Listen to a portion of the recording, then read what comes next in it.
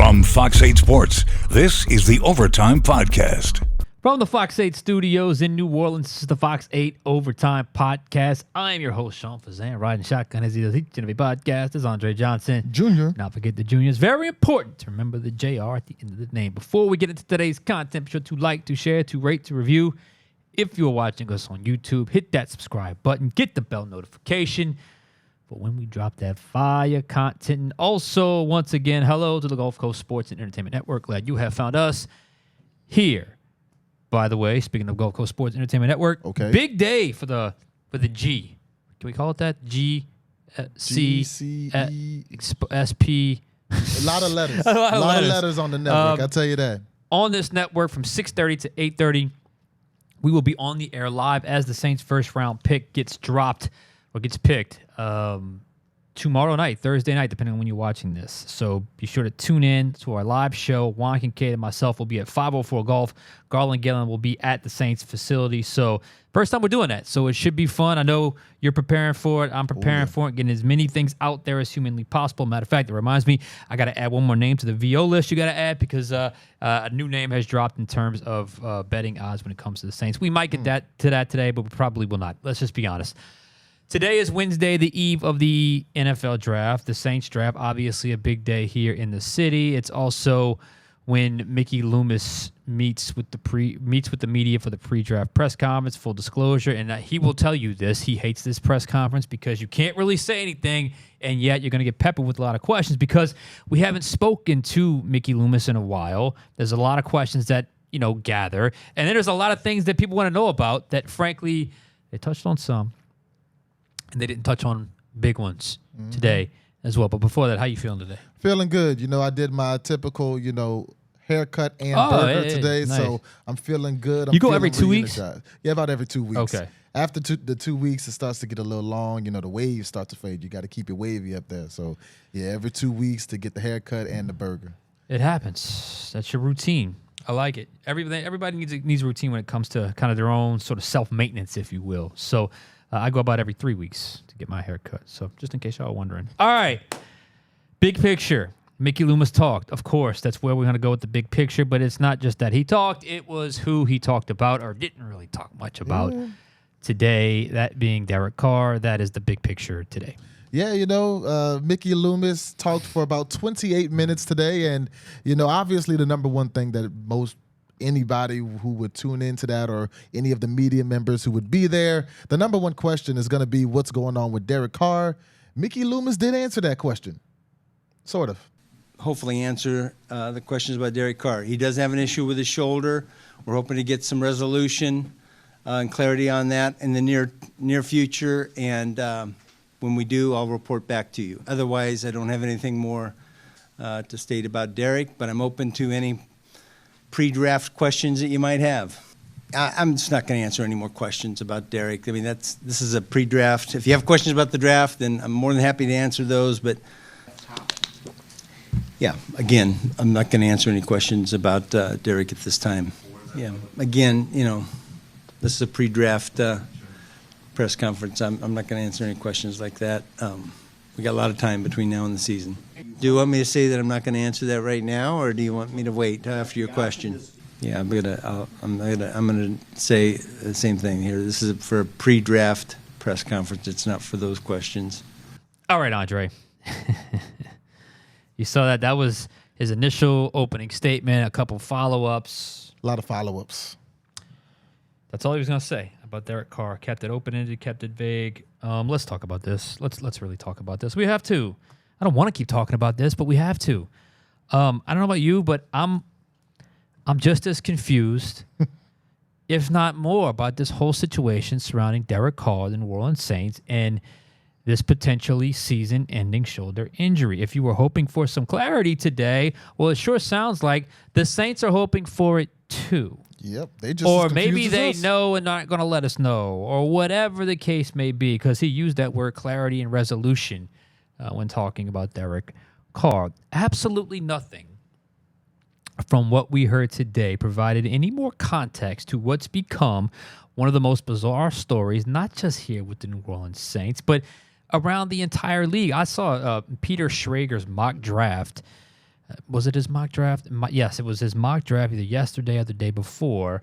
And in the pick for 9, I forget who he picked. It wasn't the quarterback, but he mentioned about the possibility of a quarterback. And in parentheses, especially with the Derek Carr situation, anyone know the real story there? Question mark. This is one of the most dialed in NFL insiders in Peter Schrager, and that's really how everyone feels. And you get to this point in the offseason where there are certain like benchmarks, certain points in the offseason where there's just a natural flow of information, and it has stopped when it comes to the Derek Carr situation. Essentially, the organization remained vague. Essentially, the organization remained non-committal nearly 2 weeks after the news broke, which only adds to the straight-up weirdness about this entire situation. Nothing about today. This is what I was kind of hoping for.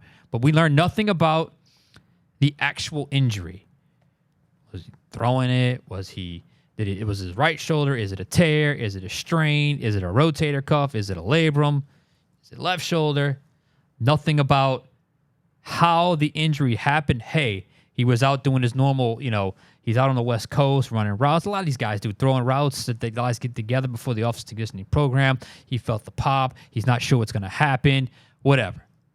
Nothing about if they think his time here is done. And I understand you can't speculate too far with that, but given the vibes you've gotten from him that offseason, and obviously they've had a little more communication with him than obviously the rest of us, but nothing about sort of where he's at mentally with the idea of being a New Orleans Saints player in 2025. Nothing about if he truly wants to be here, which I understand they wouldn't necessarily say that, but you just thought there would be a little bit more information surrounding the uncertainty with his playing status, or at least a little more clarification in terms of what they are actually dealing with.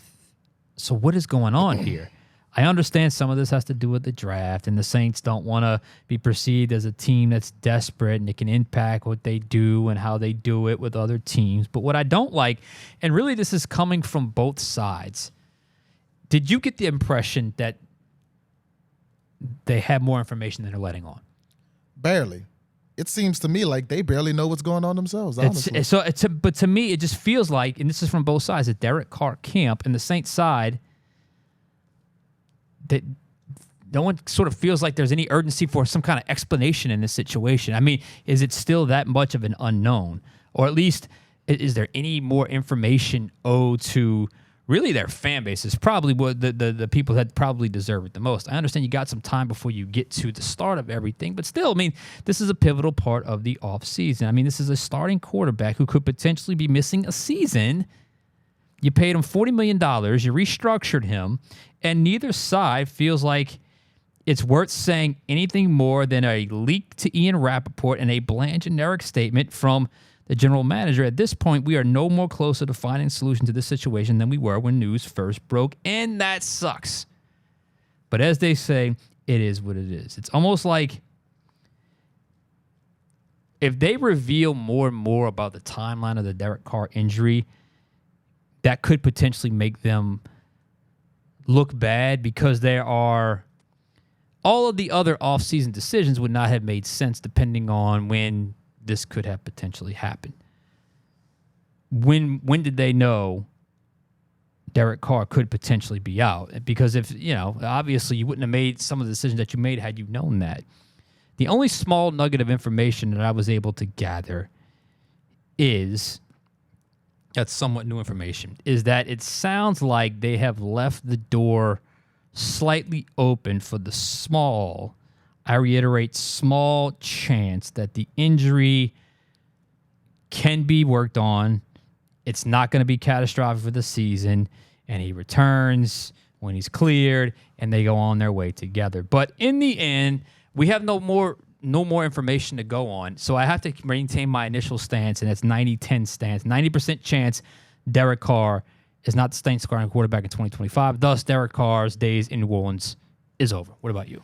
When I heard Mickey Loomis was talking today on Wednesday, I came in expecting nothing. And somehow I still left disappointed. I don't even know how that's possible. Came in, expectations on the floor, somehow he still went below that. And I'm just like, read the room, Mickey. His response is just, especially when it came to Derek Carr, was so arrogant to me, because whether you're a media member in the room trying to do your job and figure out the biggest question revolving around this team that you cover, whether you're a Saints fan, which exist all across the country, especially in New Orleans, especially in Louisiana, especially if you're listening to this podcast, you're probably a Saints fan. So many Saints fans, season ticket holders, people who are going to be in the Dome on Sundays, they want to know one thing about their team. What's going on with Derek Carr? Yeah. What's going on with the quarterback, the face of the franchise, the guy who you paid all that money to, the guy who you restructured, whether you like Carr, whether you hate Carr, whether you're indifferent about Carr, you just want to know what's going on. And sure, I didn't expect Mickey Loomis to come out today and say, all right, this is exactly what happened. Here it is. I'm laying it all out of the table. But something. Maybe not all of it, but yeah. maybe just a little bit of a little bit more direction. information. Right. Yeah, do you know, which I'm just saying, for example, Derek Carr, had lingering issues with the shoulder that he hurt 2 years ago. He's looking into some kind of treatment for it. We're still monitoring that going forward. We have not ruled him out for this upcoming season. We just need more time to figure out what's going on. How hard would that have been? Rehearsed, written down, and just that would have given everybody just, okay, cool. At least we have some idea of what's going on. He couldn't even give us that. Just repeatedly saying, I'm not going to answer that. I'm not going to answer that. Do you want me to tell you I'm not going to answer that before you finish your question or after? Like, come on, Mickey. So, yeah, I was very unimpressed by that. And honestly, I was unimpressed by the little that he did say outside of Derek Carr. But there was one thing that he said that really stuck out to me. And it was, in regards to when you draft a guy, especially early in the draft, you're looking to draft someone who will shore up a position for 8 to 10 years. Somebody who for 8 to 10 years, you can look at that position, whether it's running back, receiver, linebacker, corner, you can look at that position and say, we don't have to worry about that for 8 to 10 years. We did a podcast back on, I looked it up, March 26th, about the history of the Saints, recent draft picks. And if Mickey Loomis's goal throughout the years has been to draft players that will stick around for 8 to 10 years, he hasn't done a very good job of doing that. I mean, you just had a final say on our show, Fox 8 Overtime, yesterday saying Alvin Kamara is the last man standing from the 2017 draft class. Other than Alvin Kamara, can you think of anybody recently who stuck around and given you any kind of reliable play, whether it's as a starter or a backup for 8 to 10 years? I couldn't, honestly. Like, even the guys who you would think of, maybe David Onyemata or Sheldon Rankins or like some of the guys who were here longer. They were here for about 5-6 years. The closest you probably have is Cesar Ruiz, Eric McCoy. They're in that 5 to 6 range, but he really hasn't done a great job of drafting people who would be around for 8 to 10 years, which is part of the reason why fans are so disheartened coming into this whole draft process. Look, I'll just leave it. I'll just say this. I know what to expect when it comes to Mickey Loomis pre-draft press conferences, but I also know the heat is on from the fan base when it comes to Mickey Loomis, and I don't think he endeared himself well to the fan base with the press conference today. And I know that's not his main job. His main job is to construct a team to get back to winning, but they haven't been winning and they haven't won in a very long time. And when you have situations like this pop up, you have to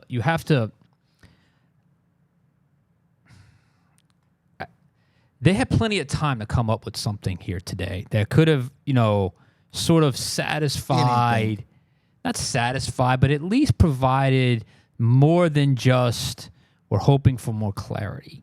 I mean, that just sounds like, okay, so everyone's still at zero. Everyone's still at, okay, we don't know what we're doing here. I mean, look, like you mentioned, Derek Carr has a shoulder situation.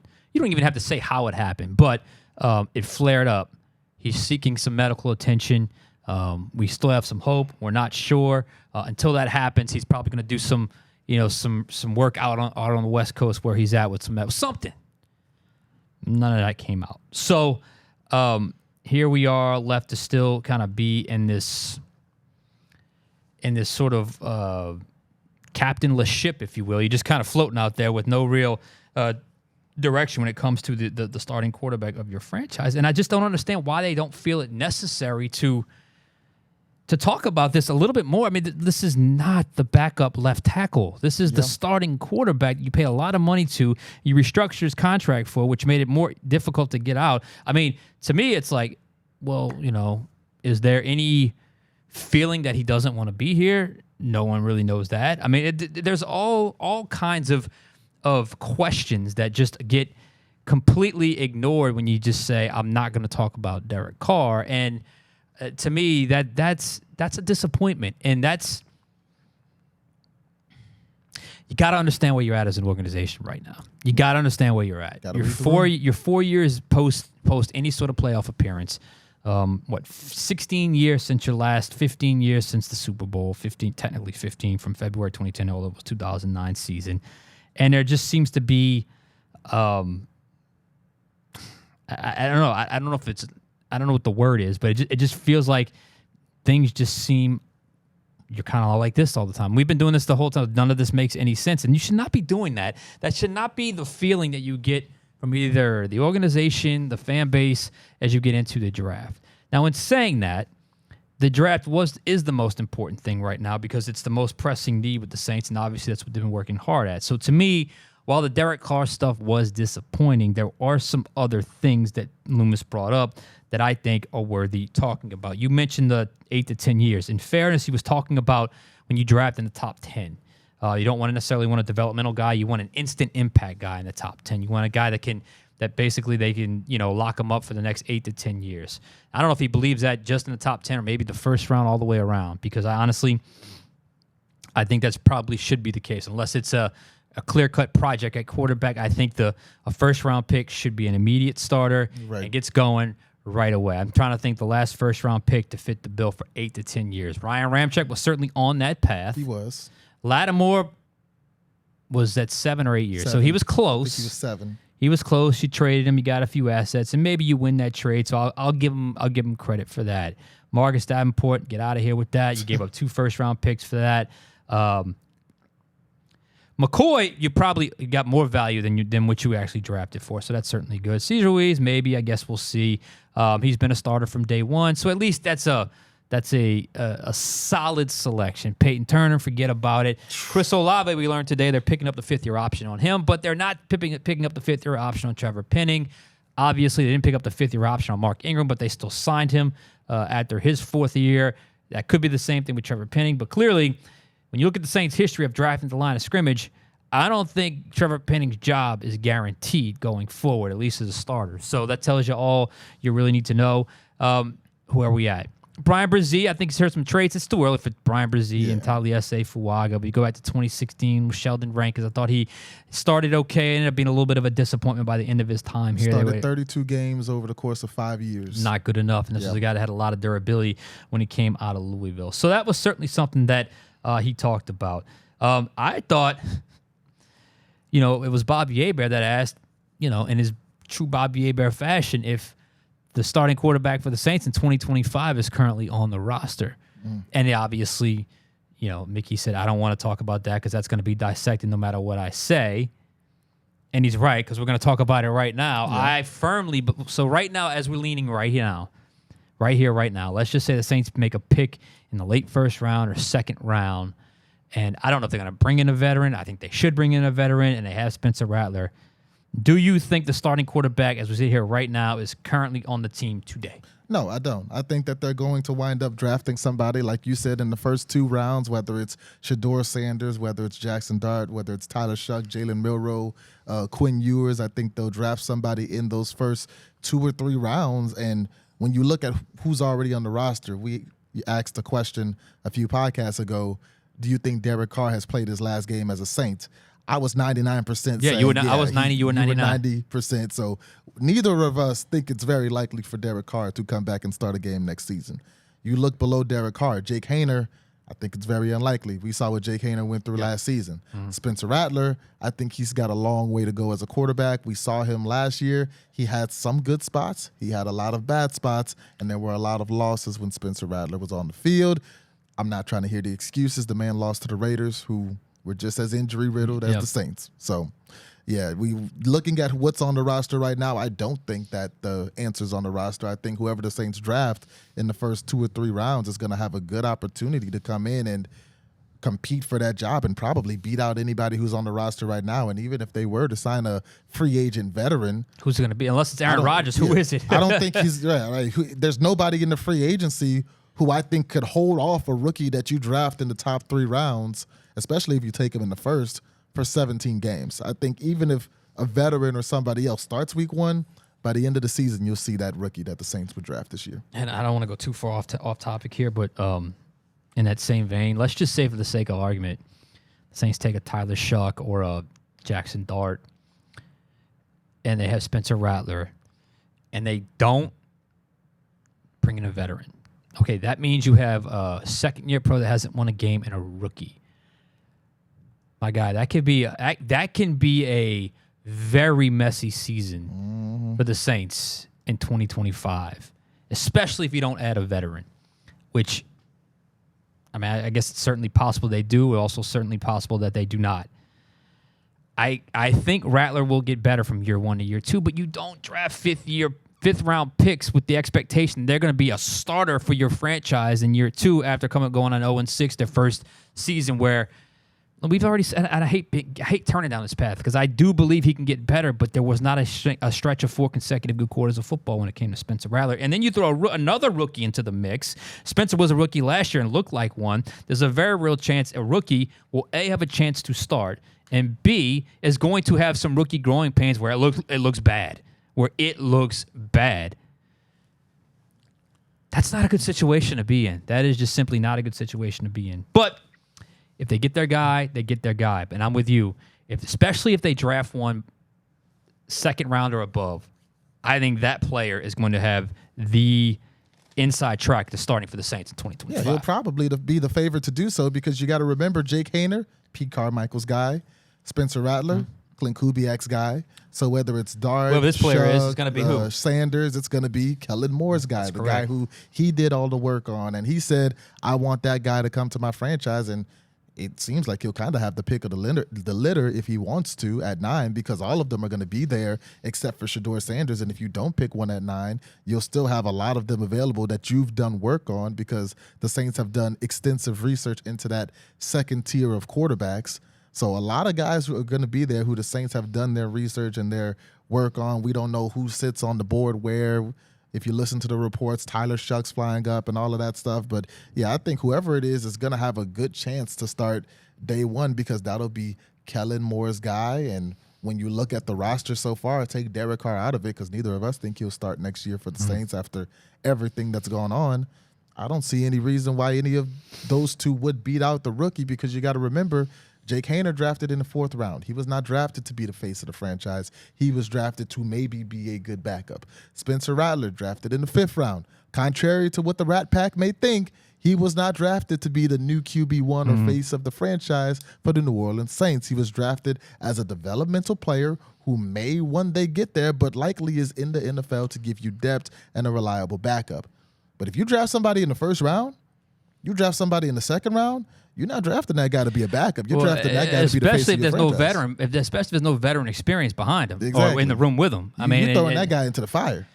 A thought just popped in my head, and I kind of alluded to it here in a little bit of nugget of information that I was able to give. Again, that's just, I understand that's a small short of information, but let's just say we were all wrong. We all misread it. It was an injury scare. But it turns out he's going to be okay. He can play through it. And you're the Saints, and Derek Carr just rolls in one day. All right, guys, I'm here. Do you go with him as the guy at that point? I mean, first off, I think the optics would obviously look terrible, but he's the guy you restructured his contract. He's the guy you just paid, was it $40 million to with the restructure? Do they do that? Do they do that? And your question for you, in your experience covering the Saints, and you've done this for a long time. You've been to many games in the Superdome. What's the loudest you've ever heard them boo a player, home or away? Ooh, it's been a long time. I'm trying to think the loudest I ever heard a boo. It was probably, honestly, it was before It was when I was right before I started covering the team. This is when I was still a fan. There was some ugly Sundays with Aaron Brooks. There's no doubt about it. I think that would certainly surpass when it comes to Derek Carr running out the tunnel week 1 after all of this nonsense, saying, "Oh, guess what? My shoulder's healed. Let's go play football." Yeah, that's gonna break the. You might have some people going deaf after that game with all the boos that are gonna be in the Superdome if that were to happen. Would you try to trade him? I would. I would. Be doing everything I can. A team getting him is not going to have to pay anything. The Saints have already got it. The Saints have already paid it. At this point, just get what I can for him. 6th round, heck, I might take a 7th rounder just to get it out my hair. Addition by subtraction. We tried to make it work. Carr clearly doesn't want it to work. I don't see how the Saints make it work. At this point, they've got to move on.